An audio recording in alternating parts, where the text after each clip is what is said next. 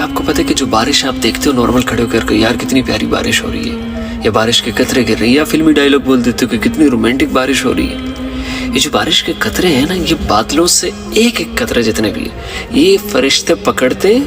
اور اس کو اللہ تعالیٰ نے بتایا ہوتا ہے کہ اس کو فلاں جگہ پر تم نے چھوڑ کے آنے، وہ زمین پر آتے ہیں اور اس کو اس جگہ پر چھوڑ کر واپس جاتے ہیں۔ ہم تو کہتے ہیں کہ بارش کے قطرے گر گئے، ہم تو نہیں جانتے اس بات کو۔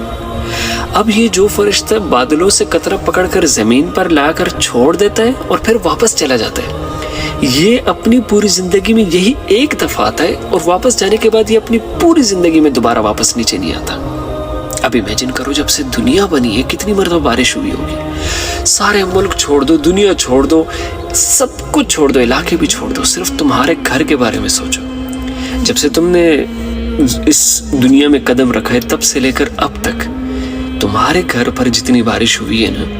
اس کا یہ حساب لگا لو کہ جتنی اس دنیا میں مخلوق ہے ان کے جسم پر جتنے بال ہیں ان سارے بالوں کو اکٹھا کر کے ان کی گنتی کی جائے، اس سے بھی کھربوں گنا زیادہ یہ قطرے ہیں جو کہ تمہاری پوری لائف میں صرف تمہارے گھر پر گر چکے ہوں گے یا جو تم نے دیکھے ہوں گے۔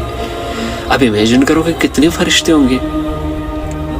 آپ کاؤنٹ نہیں کر سکتے، شہر کا، پھر علاقے کا، پھر اس طرح نہ جانے کتنی جگہوں پر کتنی دفعہ بارشیں ہوتی ہوں گی، اور ان سارے قطروں کو ملا کر اگر آپ گنیں تو آپ گن نہیں پائیں گے۔ آپ کی شاید اگر میں سمجھتا ہوں کہ انسان کو اللہ تعالیٰ نے نا 100 سے زیادہ زندگیاں دی ہوتی تب بھی بیٹھ کے وہ گن نہیں سکتا۔ اب اتنے زیادہ فرشتے، اتنے زیادہ کہ یہ سارے مل کر اگر ایک مرتبہ بھی اللہ اللہ بولیں تو شاید انسان کی کئی زندگی ختم ہو جائے لیکن وہ اللہ کا ذکر نہ رکے۔ تو اللہ کو آپ کی عبادتوں کی، آپ کی 5 نمازوں کی کیا ضرورت ہوئی؟ اتنی سی بھی نہیں، ناخن کے میل جتنی بھی۔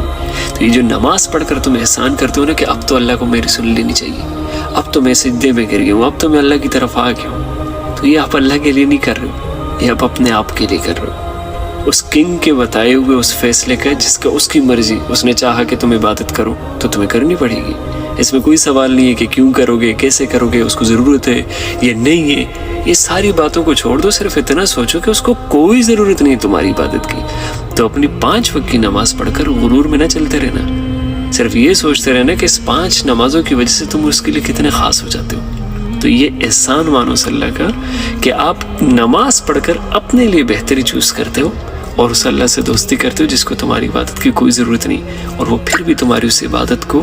عزت دیتا ہے، قدر دیتا ہے، پیار دیتا ہے اور تم سے دوستی کرتا ہے۔